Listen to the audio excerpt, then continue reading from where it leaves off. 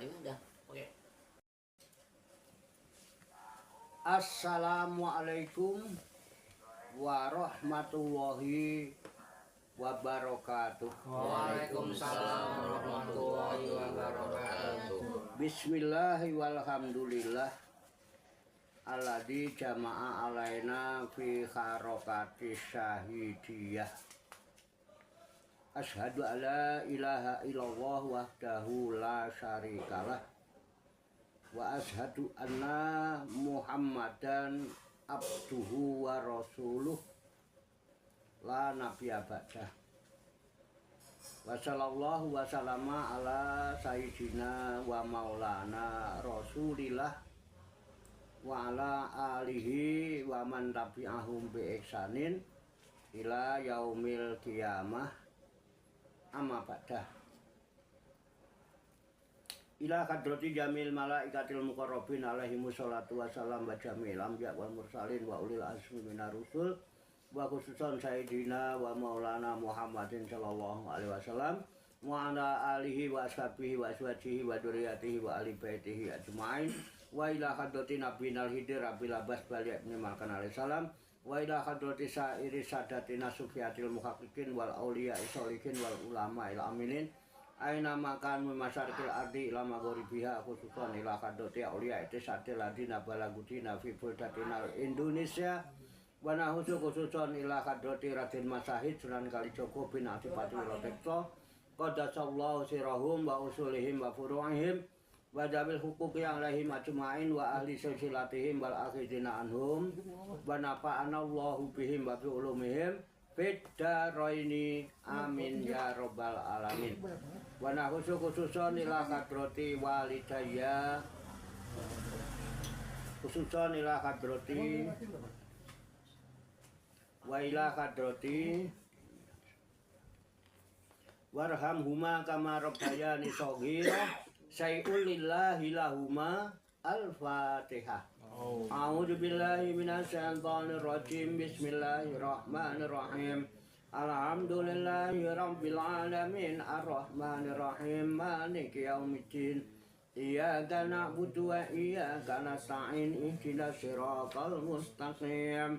Siratal ladzina an'amta 'alaihim ghairil maghdubi 'alaihim waladdallin. Amin. Summa ila arwahi abaina wa ummahatina wa ajdadina wa jaddatina wa masyayikhina wa ikhwanina wa asatidina wa ila arwahi min jami' ahlil kubur minal muslimina wal muslimat wal mu'minina wal mu'minat wa nahusu khususan ila hadrati mu'alifu hadal kitabi mistik wa ma'rifat Sunan Kalijogo Kiai Ahmad Qadim qaddasallahu sirahum wa nafa'anallahu bihim wa bi ulumihim fid dharaini amin ya rabbal alamin. Summa ilayya wa ila jamil hadirin wal hadirat fi hadal baitil mubarakah insyaallah bi sehati wal afiyah wa bi salamati wal barakah wa bi syafaati Rasulillah sallallahu alaihi wasallam bi niyatin sholihah hasil maqasidana wa maqasidahum wa maqasidahuna ajmain. Al-Fatihah. A'udzu billahi minasyaitonir rajim. Bismillahirrahmanirrahim. Alhamdulillahi rabbil alamin. Ar-Rahmanir Rahim. Maliki yaumiddin. Iyyaka na'budu wa iyyaka nasta'in. Ihdinas siratal mustaqim. Siratal ladzina an'amta 'alaihim ghairil maghdubi 'alaihim waladdallin. Amin. Allahumma sholli wa sallim wa barik ala sayyidina Muhammadin wa ala alihi wa sahbihi ajmain bi rahmatika ya arhamar rahimin. Allahumma ya Allah ya Hayyu ya Qayyum ya Badi'as samawati wal ardi ya Malikal mulki ya Dzal jalali wal ikram. Allahumma inna nas'aluka taubata wal inabata wal istiqamata ala syariatil gharra wa tariqatil bayda wa tamassukit tami bi harakatid da'wati wa tarbiyati auliya utis'ah warzuqna kamalat tiba'i khairil bariyah.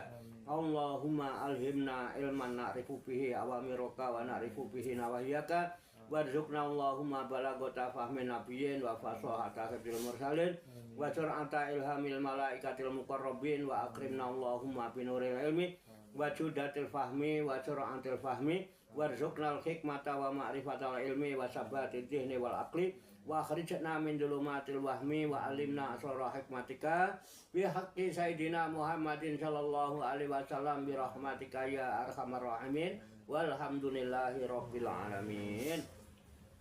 Taqabbalallahu minni wa minkum wa taqabbal ya karim. Amin ya rabbal alamin. Bapak Ibu hadirin hadirat sekalian, dulur-dulur, para sahabat-sahabat Dume, dunia maya, para pemirsa yang dirahmati Allah Subhanahu wa taala.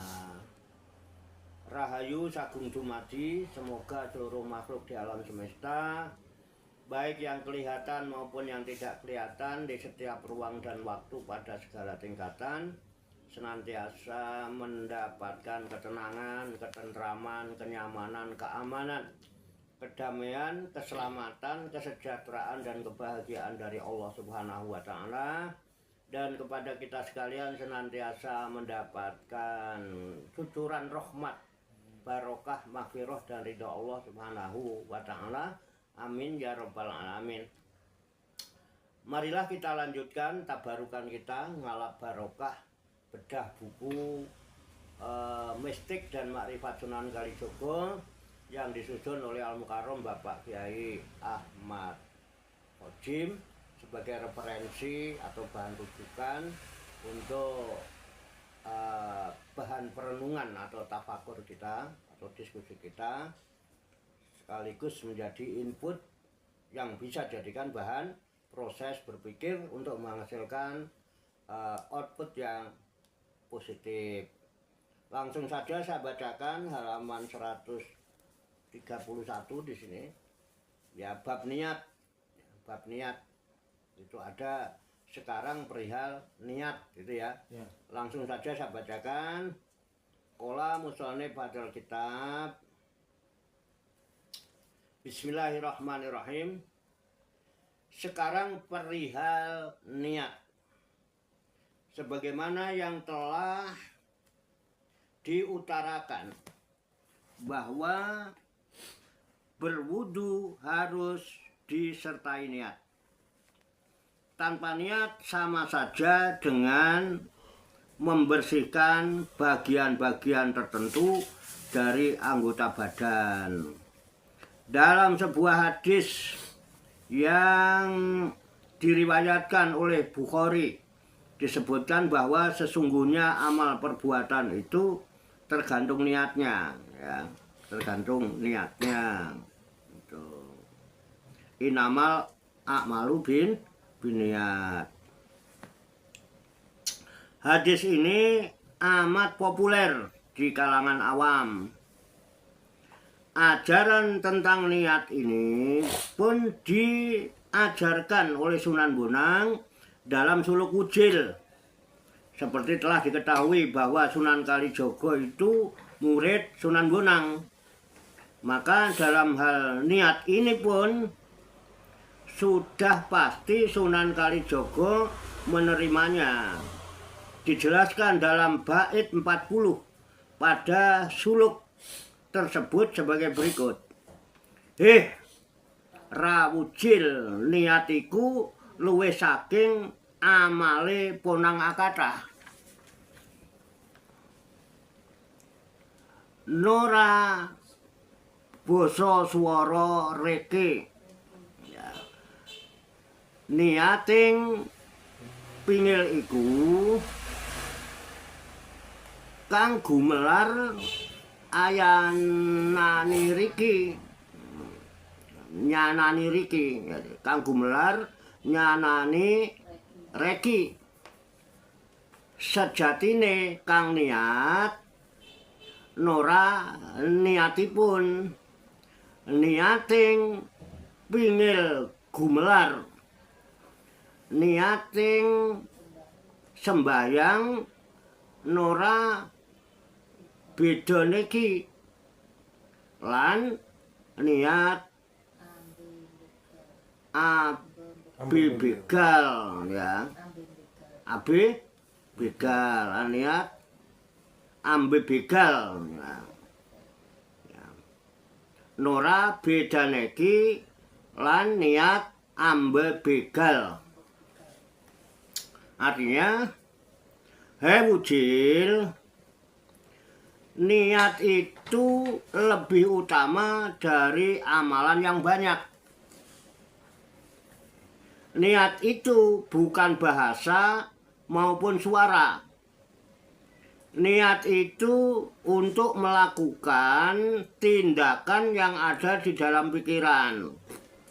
Sesungguhnya yang disebut niat itu bukan pada niatnya, tetapi niat untuk melakukan tindakan yang terungkap. Kalau hanya niat, maka niat sembahyang tiada bedanya dengan niat merampok.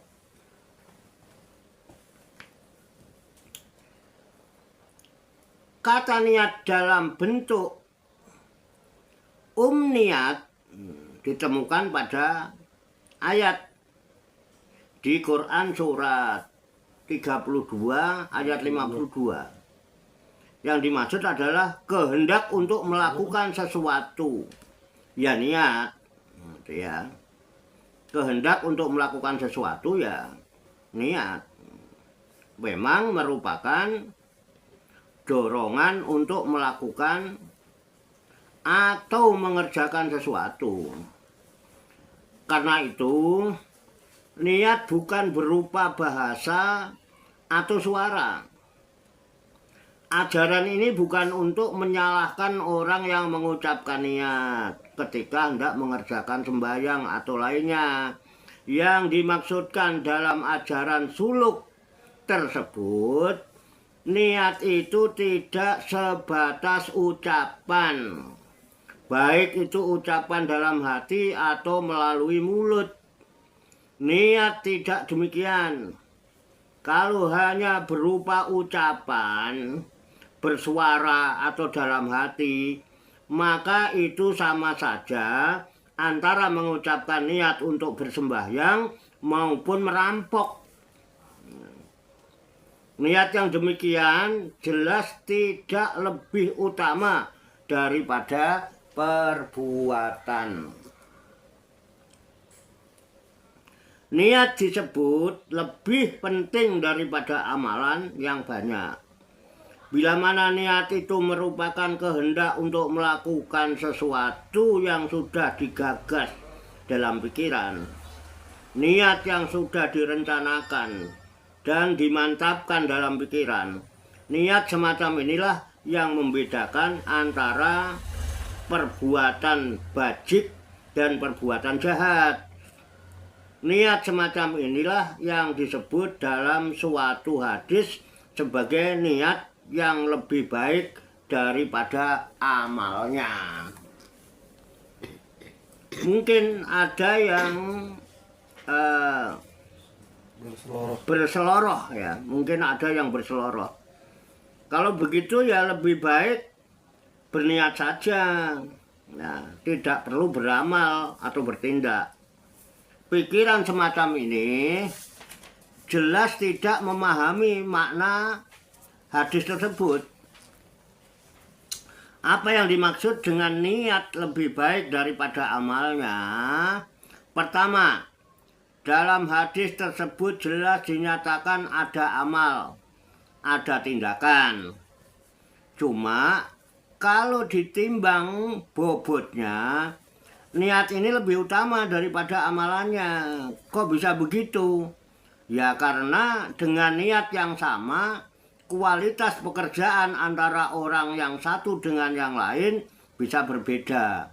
Ada dua orang, yang satu kaya dan yang lain orang biasa. Sama-sama berniat menolong orang miskin. Mereka sama-sama membantu si miskin. Sama-sama memberikan uang kepadanya.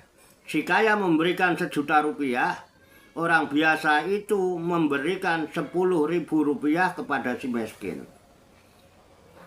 Kalau dilihat dari segi banyaknya uang, tentu amalan si kaya akan lebih besar nilainya daripada si orang biasa. Tetapi dilihat dari segi niat, mungkin saja nilai yang diperoleh si orang biasa jauh lebih besar daripada si kaya. Mengapa?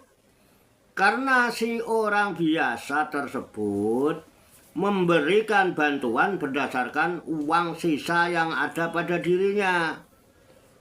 Sedangkan si kaya cuma memberikan 1% dari lebihan uang yang dimilikinya. Niat si orang biasa ialah menolong dengan segenap yang dimilikinya. Sedangkan niat si kaya hanyalah menolong dari sebagian kecil yang dimilikinya. Nah, dengan memahami kenyataan demikian ini, kita akan bisa memahami bahwa niat itu lebih utama daripada amalan atau perbuatannya. Kembali pada sholat daim.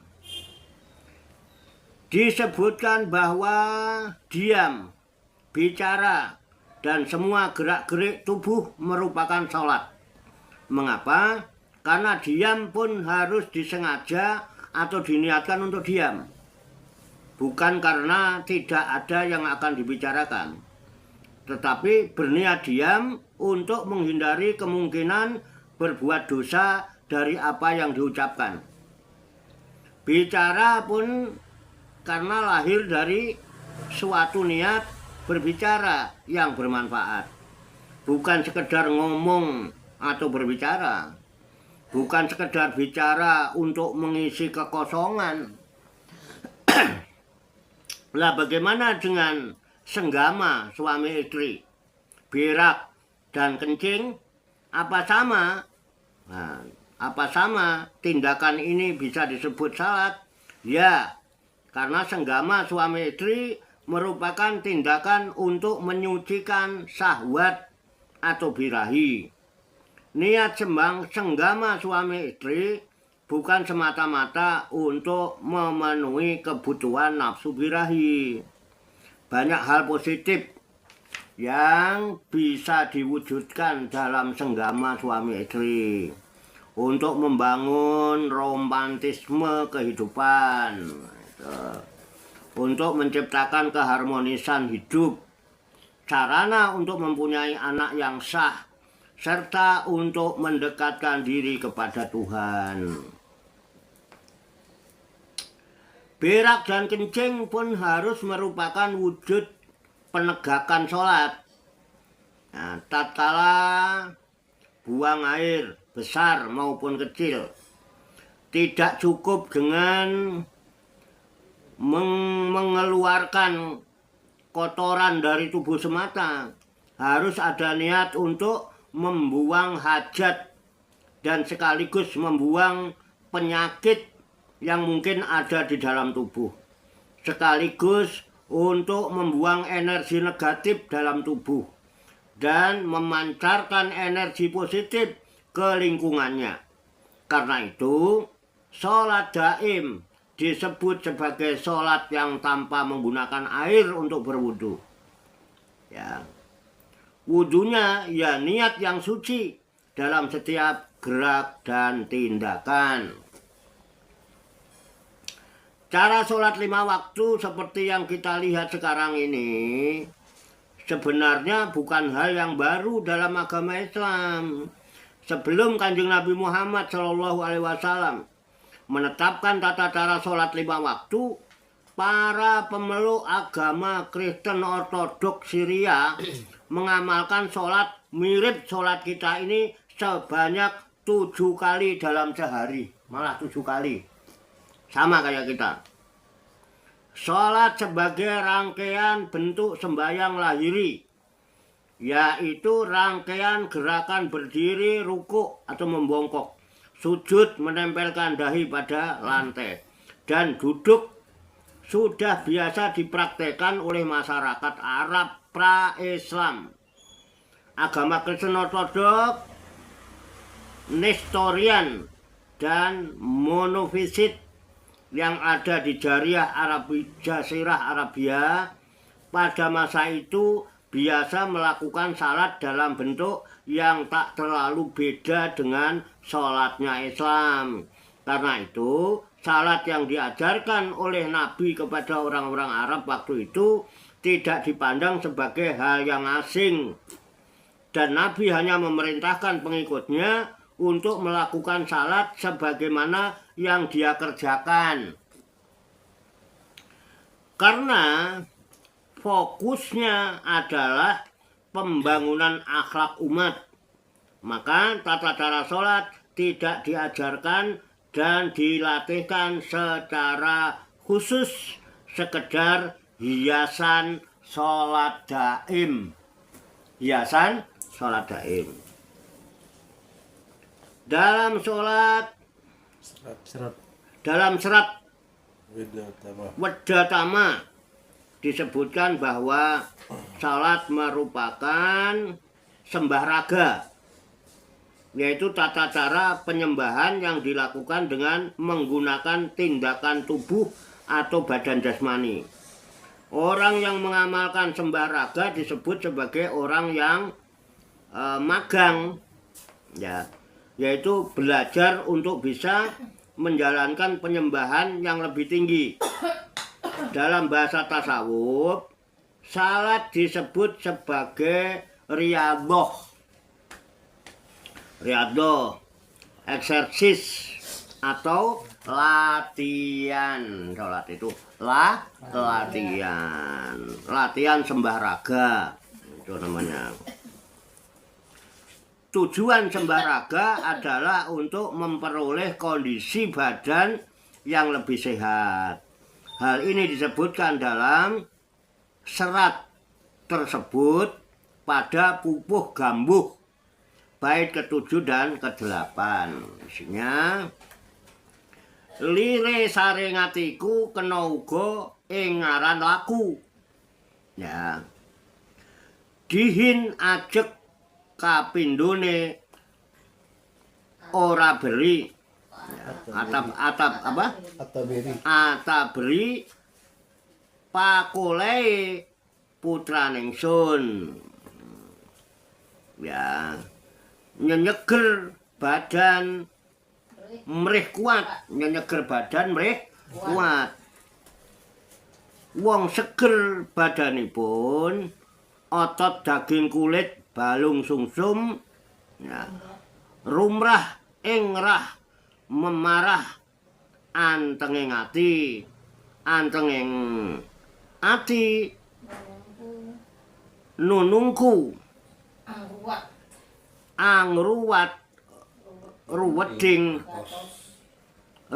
baros, ya, apa? Ruweting batos, ya, antenging ati nunungku angruwat ruweting batos. Artinya maksud dari syariat dapat juga disebut sebagai tata cara. Yang pertama tetap, dan yang kedua rajin. Nah, tetap dan yang kedua rajin.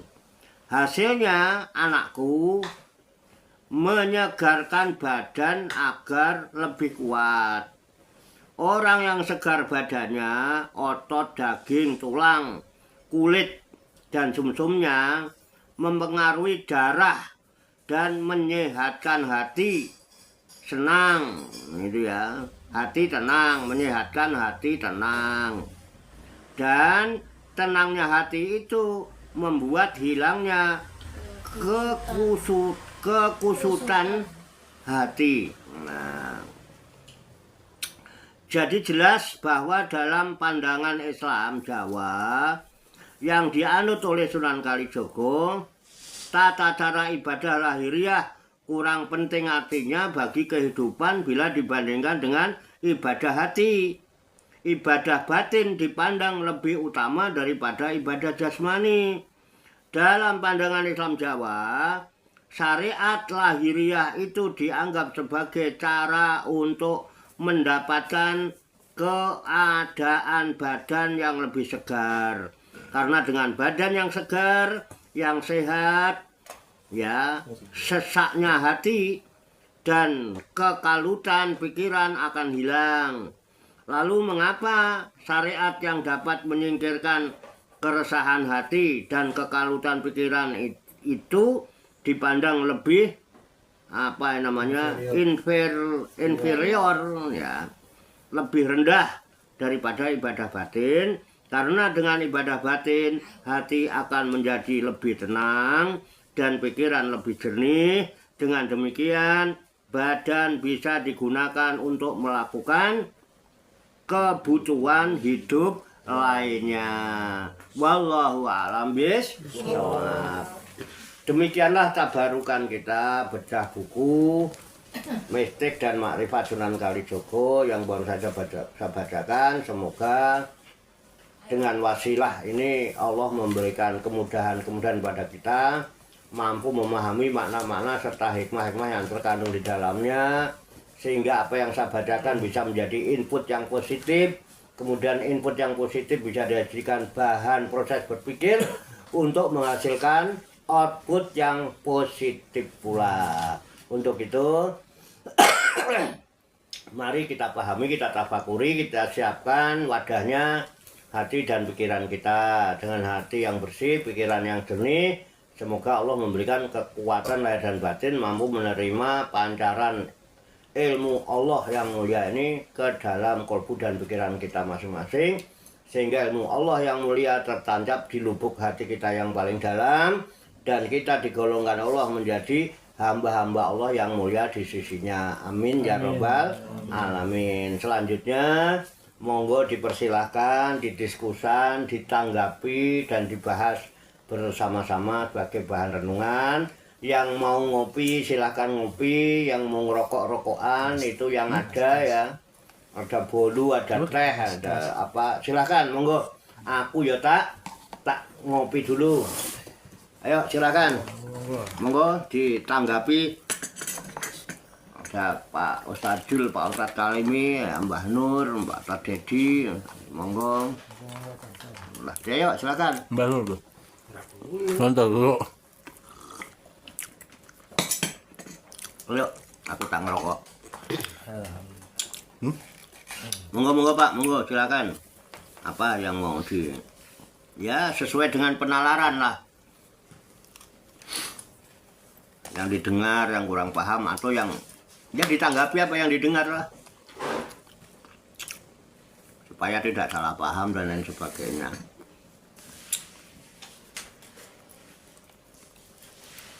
Sama bab niat.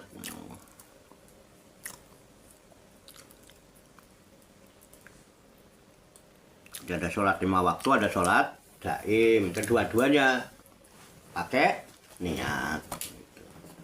Masuk pentingnya niat, yang saya tangkap begitulah ini bahasanya ya. Kalau ada yang punya pandangan itu ya kan sesuai nalar kita, mudoroso. Nah, setelah moco rasanya piye kan gitu ya.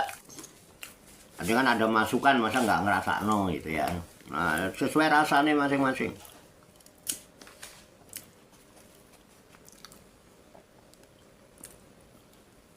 Kita mudoroso aja, belajar bareng-bareng mudoroso. Masa nggak punya rasa?